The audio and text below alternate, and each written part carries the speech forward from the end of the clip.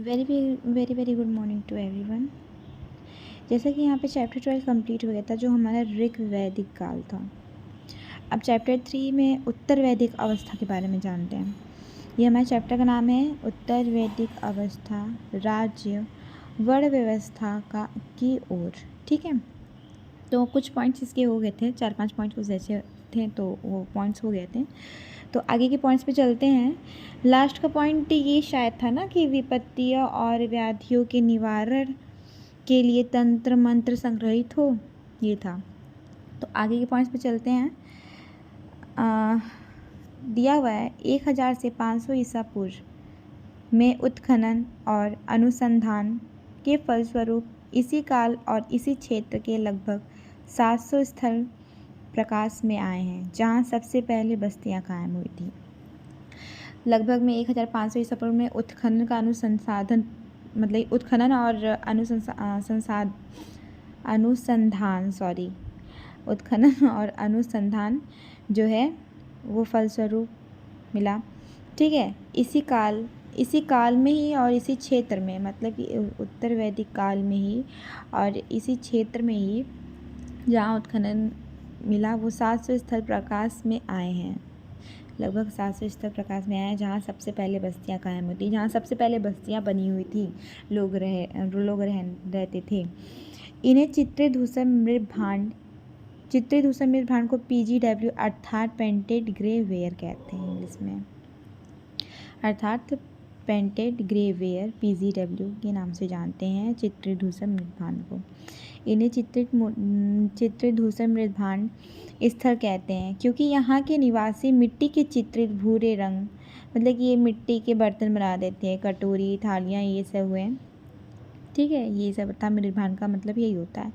स्थल कहते हैं क्योंकि यहाँ के निवासी मिट्टी के चित्रित और भूरे रंग के कटोरों और थालियों का प्रयोग करते थे। वे लोहे के हथियारों का भी प्रयोग करते थे। ये लोग बर्तन तो मिट्टी के यूज़ करते ही थे, लेकिन ये लोग जो थे वो लोहे का जो हथियार जो बनाते थे उसका भी प्रयोग करते थे। अब ये पंजाब के आर्यजन गंगा यमुना दोआब के अंतर्गत संपूर्ण पश्चिमी उत्तर प्रदेश में फैल गए थे। अब ये लोग निकले पंजाब में, पंजाब से निकलते निकलते गंगा यमुना तट तक पहुँचे। ये लोहे के हथौड़े का प्रयोग करके घास फूस को हटाते थे, अपना रास्ता बनाते थे। ठीक है, तो करते थे। गंगा यमुना दोआब के अंतर्गत संपूर्ण पश्चिमी उत्तर प्रदेश में फैल गए और फिर पूर्व की ओर चले गए। दो प्रमुख कबीले भरत और पुरु एक होकर कुरु नाम में विदित हुए।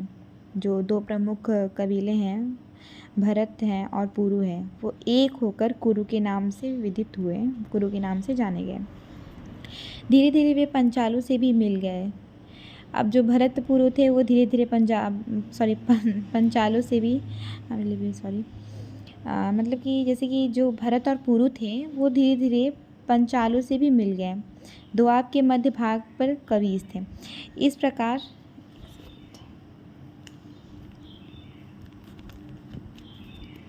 यहाँ पे तो पॉइंट्स कर दिए ही नहीं है।